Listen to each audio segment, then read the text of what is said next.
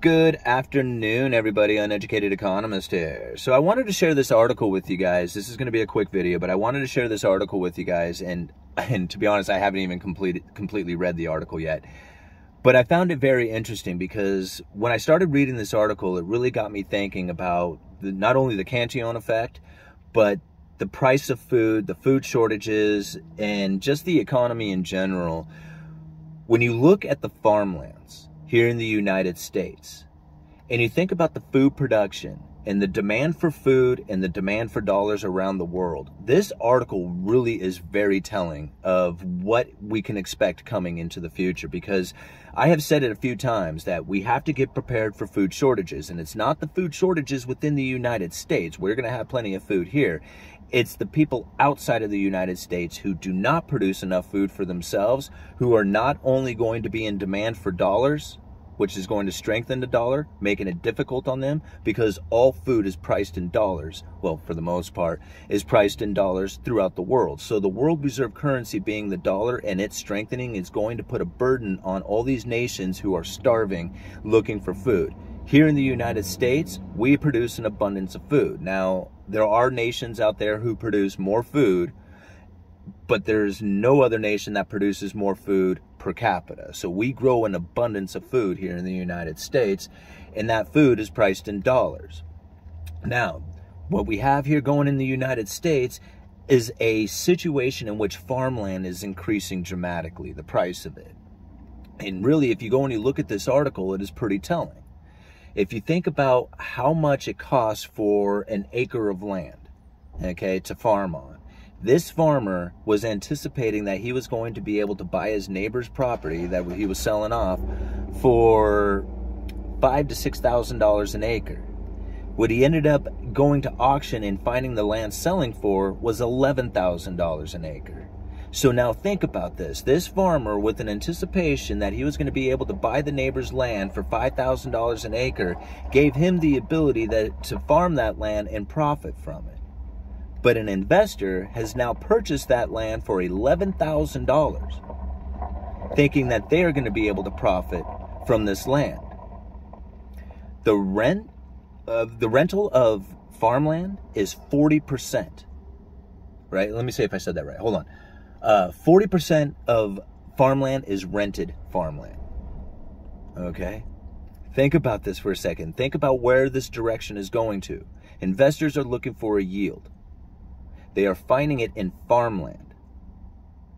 The United States is the #1 producer of food. There is famine starting up outside of the United States. You see where this is headed?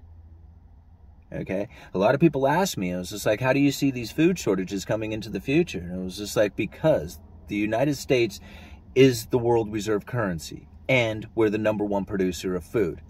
Nations around the world are not getting their supplies, and the demand for it is going to increase. There is something that you definitely cannot live with in this life, and that is food. And when it becomes in short supply, the demand for it is going to not only increase, but the violence that people will go through to try and acquire it will also increase. This is a scary scenario coming, guys. Don't think that this is like no big deal. This is obvious evidence of it taking place right here. Just look at this investor is willing to pay $11,000 an acre, but yet the farmer who understands the business was only willing to go to $5,000 to $6,000. That means that investor has an idea of what's coming in the future. The farmer knows farming, right? He knows how to produce as much food as he possibly can. Most farmers pay attention to the economy, but who pays attention to the economy the most? The guys with the money, right? And so if the guys with the money are anticipating that they are going to be able to get a return on this farmland when they pay double the price for it, what do you think is probably coming in the future? Right? Just kind of put these two scenarios together. And so when you see the situations happening, right, just look at like the famines taking place around the world, or starting to happen around the world, and trying to get this grain shipments from, Russia, Ukraine, to start distributing that through the rest of the world so that the rest of the world doesn't starve. I mean, it's happening right now, right? The United States is in the best position to take the best advantage of that, right? And so I think about the Cantillon effect now.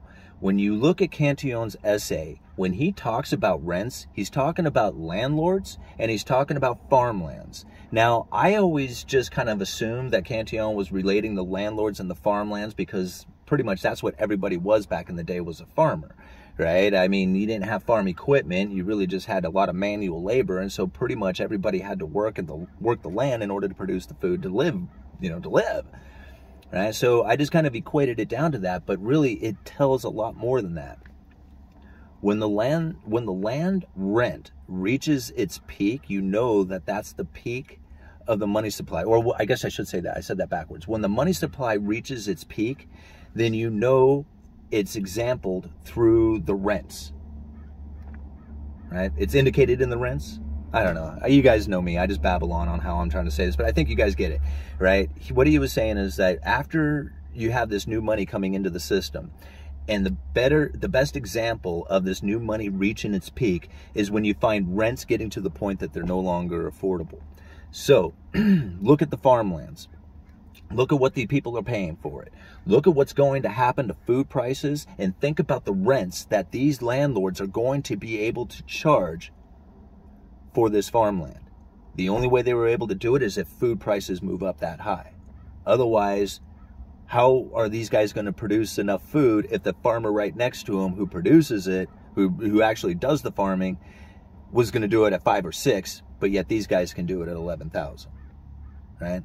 It's because they have projections. They know what's coming into the future, and they see it plain as day. I mean, I don't know. Like I said, I don't know if I'm explaining this right because I am on my lunch. I just read that and I just wanted to blast that out for you guys. But I think that's probably the easiest kind of like way to understand it, is if you think about it from the Cantillon effect, with the new money coming into the system. And when that new money comes into the system, the people who have access to that money first, they get to spend it at face value. But then as it moves through the rest of the system, the people at the end of the line, they have last access to the money. They suffer the most with it. Well, what ends up happening is that as this new money comes into the system and drives up the prices, and the people at the end of the line who have not increased their wages can't afford those higher prices, the people who have first access to the money, they don't want to spend that money on those higher priced goods, so they start seeking out the foreign imports. When the foreign imports start coming in, they start driving out the domestic manufacturing, which also drives out the inhabitants, right? So now what you have is you have new money coming into the system, the people who have first access to it, and then there's a bigger divide to get down to the people who have last access to the money. And this divide ever increases more and more as time goes on, and ever increasing amounts of new money comes into the system. It eventually drives out all the domestic manufacturing until all you have left is foreign imports and that new money coming in. Once the new money turns off, everybody falls into poverty. So now when we look at what's happening right now, the United States and their new money coming in, it used to come in from manufacturing of all the stuff that everybody enjoyed. But the manufacturing here in the United States has now shifted to imports from foreign nations. And instead of lending money to the rest of the world, we borrow money from the rest of the world. And now we have this new money coming into the system from borrowed money that we buy all the rest of the world's stuff with. There is no way of reversing that situation unless you have a demand for dollars that is continuous as you go into the future. And if there is no petrodollar out there, or the petrodollar ceases to exist, or you have foreign nations who are saying F you to the dollar, we're not doing deals in oil with dollars, then you better starve them into it, right? I think this is the end of the line. This is it, right? This is like after the food production has peaked out, then what is it that the United States have, right? Because the rest of the world is eventually going to start producing their own food, and then the United States won't have anything. So, I don't know. That was my random thoughts for reading that article real quick. I got to go back into work. Uneducated Economist, you let me know.